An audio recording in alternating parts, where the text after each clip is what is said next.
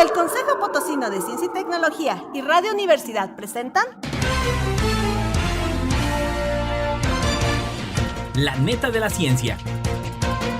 Espacio informativo sobre todo lo acontecido en ciencia, tecnología e innovación En San Luis, México y el mundo. ¡Comenzamos!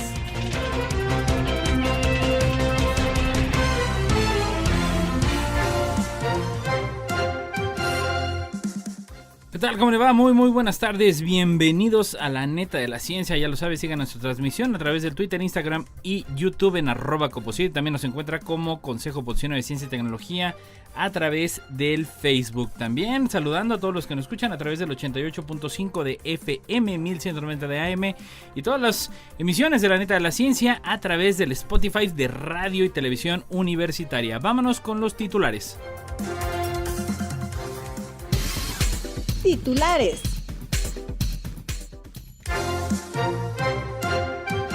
¿Cuánto se tarda en ir a la Luna y qué distancia real existe? Expertos advierten que la inteligencia artificial supone un riesgo de extinción para la humanidad. El baile con la muerte soviética a Mach 3.5 y 80.000 metros de altitud. Bill Nelson, director de la NASA, creo que llegaremos a Marte en 2040. Solo quedan 17 años.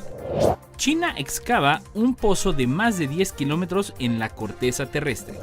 ¿Por qué decimos que la Tierra es azul y Marte rojo? Los insectos rastrean olores navegando por vientos a microescala. Emiratos Árabes irá a Marte, su ambiciosa misión para sacar recursos de asteroides.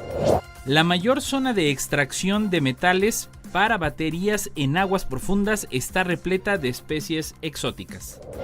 Natto, superalimento japonés para una vida más larga y menos estrés.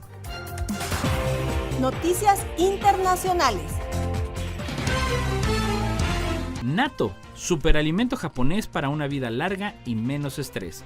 Por el mundo. El natto es un desayuno tradicional en el norte de Japón. Se puede aderezar con mostaza, puerro picado y soyu, salsa de soya, y se sirve con arroz blanco. El producto divide opiniones, incluso entre aquellos que han crecido consumiéndolo porque tiene un olor similar al amoníaco y una consistencia parecida al moco.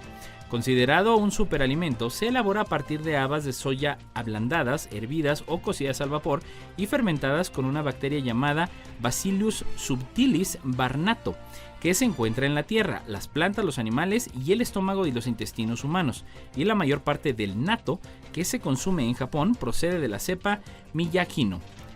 Una nueva investigación realizada por la Universidad Metropolitana de Osaka en Japón, publicada en la revista científica Journal of Applied Microbiology, ha examinado los efectos del consumo del Bacillus subtilis barnato en la esperanza de vida del huésped utilizando gusanos Caernoapditis elegans.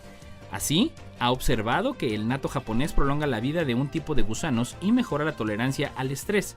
Los investigadores descubrieron que los Caernoapditis elegans, alimentados con Bacillus subtilis barnato, tenían una esperanza de vida significativamente mayor que los alimentos con la dieta estándar, y además dilucidaron que dos vías que intervienen en la inmunidad innata y la esperanza de vida están implicadas en los efectos de aumento de la esperanza de vida del Bacillus subtilis barnato. También examinaron la tolerancia al estrés, que se ha demostrado que tienen una correlación con la longevidad, y descubrieron que aumenta la resistencia a la luz ultravioleta y al estrés oxidativo. Por primera vez hemos podido demostrar la posibilidad de efectos de prolongación de vida de Caernoapditis elegans mediante la ingestión de Bacillus subtilis barnato. Esperamos que futuros experimentos con mamíferos y estudios epidemiológicos ayuden a conseguir una sociedad sana y más longeva si podemos aplicar esta investigación a los humanos, ha remachado el líder del trabajo, Eriko Kage Nakadai. ¿Cuánto se tarda en ir a la Luna y qué distancia real existe? Por Mundo Deportivo. Algo que tenemos que tener claro: para llegar a la Luna se necesitó llevar a cabo investigaciones y planificaciones previas, ya que la Luna se encuentra a una distancia de 384.000 kilómetros de la Tierra. En 1959, la Agencia Espacial Estadounidense, NASA, inició una serie de estudios para determinar las técnicas necesarias para enviar hombres a la Luna. Durante estos estudios se investigaron 3 enfoques diferentes. El primer enfoque, conocido como Direct Ascent, implicaría el lanzamiento de una nave directamente hacia la Luna utilizando un gran y poderoso cohete, sin necesidad de realizar una órbita alrededor de la Tierra o la Luna. Después de explorar la Luna, la nave volvería a despegar y regresaría a la Tierra. El segundo enfoque, conocido como Earth Orbit Renaissance, implicaría el lanzamiento de diferentes componentes de la nave por medio de 2 o más cohetes menos potentes, que luego se ensamblarían en órbita para los astronautas desde una estación espacial que serviría como base logística. El tercer enfoque, llamado Lunar Orbit Renaissance, requeriría un solo cohete para enviar la nave a la Luna, pero esta nave estaría compuesta de 2 partes separadas en órbita lunar.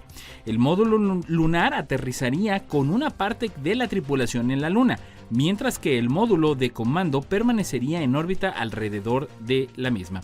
Después de la exploración, el módulo lunar volvería a despegar y se uniría al módulo de comando, que luego traería a la tripulación de regreso a la Tierra. La distancia media entre la Tierra y la Luna es de 384.000 kilómetros. En cuanto al viaje de la Tierra a la Luna por parte de la tripulación del Apolo 11, se tardaron 73 horas o 3 días, mientras que el viaje de regreso tardó 11 horas menos que el viaje de ida o 62 horas. Para ponerlo en perspectiva, si un avión a reacción tipo Airbus viajara a una velocidad media de 900 km por hora, tardaría 18 días en llegar a la Luna. En un transbordador espacial, el viaje a la Luna tarda 3 días. Si alguien quisiera llegar a la Luna en coche a una velocidad de 100 km por hora, tardaría 160 días. En bicicleta, el viaje duraría 267 días, mientras que a pie tardaría 8 años. Por último, si alguien viajara a la velocidad de la luz, llegaría a la Luna en menos de un segundo. Expertos advierten que la inteligencia artificial supone un riesgo de extinción para la humanidad. Por DW. Un grupo de industriales y expertos del sector tecnológico advirtió en días pasados que la inteligencia artificial supone un riesgo de extinción que los líderes mundiales deberían comprometerse a reducir. Entre los firmantes se encuentra el director ejecutivo de OpenAI, Sam Altman, y el primer ejecutivo de Google DeepMind, Demis Hassabis, y más personalidades del sector tecnológico. Cualquier experto se puede sumar al comunicado en el formulario que ofrece la web de la organización AI Safety, publicadora del escrito. El comunicado apenas abarca una línea o 22 palabras. En inglés, mitigar el riesgo de la extinción de la inteligencia artificial debería ser una prioridad mundial junto con otros riesgos a escala social como las pandemias y la guerra nuclear. El escrito fue publicado por la organización sin fines de lucro con sede en San Francisco Center for AI Safety y no es el primero que firman los expertos del sector, que al mismo tiempo que invierten y atraen miles de millones de dólares en la inteligencia artificial, dejan claro que hasta para ellos es difícil estimar los límites de esta nueva tecnología. Hace apenas 2 meses, importantes ejecutivos, científicos y humanistas, entre ellos el multimillonario Elon Musk, firmaron una carta más extensa en la que pedían detener el desarrollo de nuevas tecnologías hasta poder garantizar su seguridad total y evitar efectos nocivos. Eliezer Yudkowsky decía que sería preferible que hubiera una guerra nuclear a desarrollar sistemas avanzados de IA. Geoffrey Hinton advertía, por ejemplo, de la amenaza de la desinformación. En su declaración ante el Congreso, Sam Altman, que si esta tecnología va mal, puede ir bastante mal. Estas afirmaciones llegan en un momento en el que el número de herramientas de inteligencia artificial crecen vertiginosamente, a la vez que los retos actuales como la guerra en Ucrania o la crisis climática demuestran el riesgo que supone la inteligencia artificial, especialmente en torno a la desinformación. El baile con la muerte soviética a Mach 3.5 y 80.000 metros de altitud. Por El Confidencial. El Mach llega a 3.5 cuando alcanzamos los 80.000 pies. Ahora somos una bala, pero más rápida. Llegamos a la curva y siendo cierto alivio cuando nuestro morro se aleja de un país del que ya hemos visto bastante. Pasando a toda velocidad por Trípoli, nuestra fenomenal velocidad sigue aumentando y nuestro trineo supersónico golpea al enemigo una vez más, provocando un estruendo de despedida. En segundos no volvemos a ver nada más que el azul del Mediterráneo. Uno se da cuenta de que sigue teniendo la mano izquierda totalmente adelantada y de que seguimos avanzando a toda máquina con la máxima postcombustión. El control muestra ahora números Mach que no solo son nuevos para todas las personas, sino que dan miedo. Walt dice que el panel de alertas está ahora en silencio y sabe que es hora de reducir la increíble velocidad. Se propone que los aceleradores se pongan al mínimo y el jet sigue sin querer frenar. Normalmente el Mach se ve afectado inmediatamente al hacer un movimiento tan brusco al acelerador, pero durante unos momentos el viejo Blackbird mantuvo su velocidad máxima. Parecería amar el vértigo del Mach y con orgulloso trineo que era, solo comenzó a reducir la velocidad cuando se estaba alejando de todo peligro. Se descubre un volcán de lodo que emite metano en el fondo del Ártico, por Europa Press. Un volcán de lodo, resultado de un fenómeno geológico inusual, ha sido descubierto a 400 metros de profundidad en aguas de Noruega, al sureste del mar Barents. Fue descubierto a bordo del buque de investigación Kronprins Haakon con un vehículo sumergible pilotado ROV fleteado por el proyecto ACMA, una colaboración de la Universidad Ártica de Noruega y el Woods Hole Oceanographic Institute de Estados Unidos. El volcán recién descubierto descansa dentro de un cráter que tiene aproximadamente 300 metros de ancho y 25 metros de profundidad, y es muy probable que sea el resultado de una explosión natural catastrófica que liberó abruptamente metano masivo justo después del último periodo de glaciación hace 18.000 años. Actualmente el que ha sido denominado volcán de lodo Borealis tiene unos 7 metros de diámetro y 2.5 metros de altura y emite continuamente fluidos ricos en metano. El metano es un gas climático muy potente cuando llega a la atmósfera. Este descubrimiento ayudará a los científicos a comprender el impacto potencial de fenómenos localizados pero persistentes en el tiempo sobre el balance global de metano y sus impactos en los ecosistemas, informa la Universidad Ártica de Noruega en un comunicado. Bill Nelson, director de la NASA, creo que llegaremos a Marte en 2040. Solo quedan 17 años. Por el mundo. Bill Nelson asumió la dirección de la Agencia Espacial Estadounidense en junio de 2021, en plena preparación del programa Artemis para regresar a la Luna y posteriormente a Marte. El máximo responsable de la NASA viajó a España para firmar con el gobierno español la inclusión del país en los acuerdos de Artemisa, un tratado firmado por la ministra de Ciencia Diana Morant. En la Moncloa, estamos muy orgullosos de que España sea uno de nuestros socios, ha señalado Nelson durante una entrevista en la Embajada de Estados Unidos en Madrid. El director de la NASA estuvo en Sevilla visitando las instalaciones de la recién creada Agencia Espacial Española. Bill Nelson sabe de primera mano lo que es subirse a una nave espacial. En 1986 se convirtió en el segundo miembro del Congreso en ir al espacio, como parte de la tripulación del transbordador Columbia durante la misión que se llevó a cabo entre el 12 y el 18 de enero de ese año, una experiencia que plasmó en el libro Misión, el viaje de un congresista estadounidense al espacio y que le dio una nueva perspectiva sobre la fragilidad de la Tierra y la importancia de protegerla.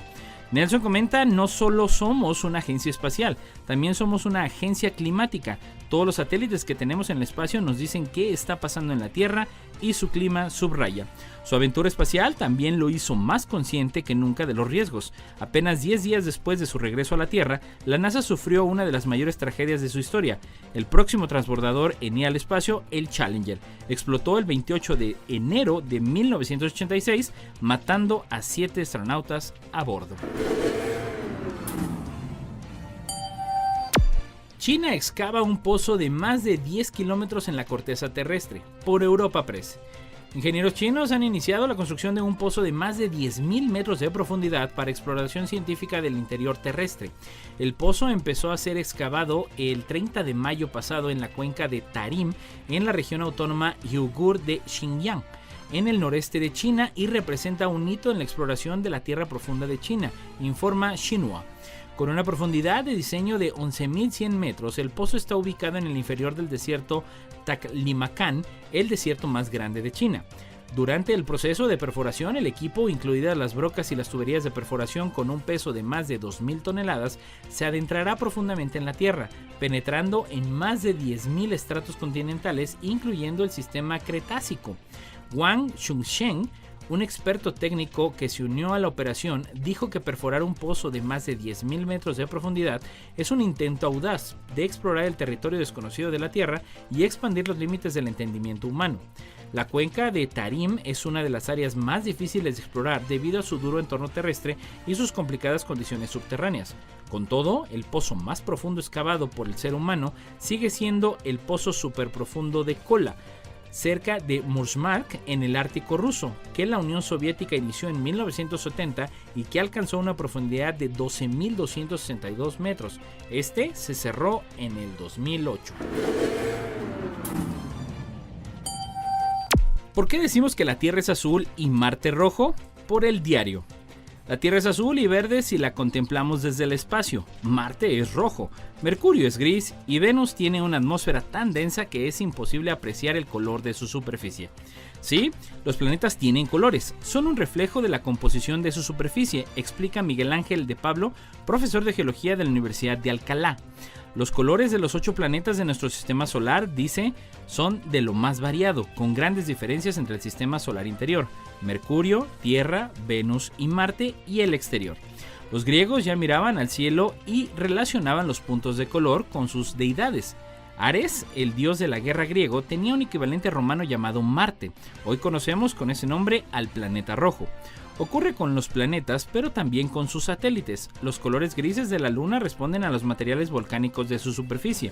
El color de los planetas no depende solo de su superficie, a veces tiene que ver también con su atmósfera. Si miramos a Venus, los colores gris o marrón que observamos están relacionados con la composición química de su atmósfera. En Saturno, Júpiter, Urano o Neptuno, todos ellos situados en lo que se conoce como sistema solar exterior, pasa lo mismo. Se trata de planetas gaseosos y lo que vemos en realidad es el color de los gases de su atmósfera. Aunque todo es mucho más complicado porque Urano y Neptuno los vemos azules, mientras que Saturno y Júpiter se caracterizan por unas bandas blancas y marrones. Sin embargo, todos ellos son ricos en hidrógeno y helio. La percepción del color de los planetas también cambia dependiendo de si la observación se realiza a través de una sonda o un telescopio espacial, como el Hubble, que está situado el borde exterior de la atmósfera terrestre orbitando alrededor de la Tierra, o de si se mira desde la superficie terrestre. Con el telescopio espacial nada se interpone entre nosotros y el planeta que queramos observar. Eso cambia si miramos con la atmósfera de la Tierra de por medio. El color que apreciamos será diferente. Los insectos rastrean olores navegando por vientos a microescala, por Europa Press. Los insectos voladores, especialmente los polinizadores, consiguen localizar los olores de las flores y feromonas independientemente de las condiciones del viento, porque utilizan nubes de olor. Estas se desplazan como el humo y se forman cuando el viento arrastra las moléculas de olor desde su fuente, según publican en la revista Physics of Fluids, investigadores de la Universidad de Nevada. El equipo decidió estudiar las condiciones del viento a microescala en diversos entornos exteriores para comprender mejor lo que los insectos voladores podrían experimentar al rastrear nubes de olor. Los autores Jalesa Howley y Floris van Breuel evaluaron la turbulencia mecánica producida por el viento ambiente que fluye sobre elementos de rugosidad superficial como específicos árboles y bayas y su papel en el rastreo de esas columnas de olor. Recogieron datos de vientos cercanos a la superficie de varias estepas de salvia, que son pastizales llenos de arbustos, bosques y zonas urbanas del norte de Nevada, y descubrieron que la dirección del viento cercano a la superficie suele ser muy variable en escalas temporales de menos de 10 minutos. También descubrieron que la variabilidad de la dirección del viento es sistemáticamente mayor en entornos con mayor complejidad superficial, zonas urbanas y menor a velocidades de viento más altas. Emiratos Árabes irá a Marte, su ambiciosa misión para sacar recursos de asteroides, por El Español.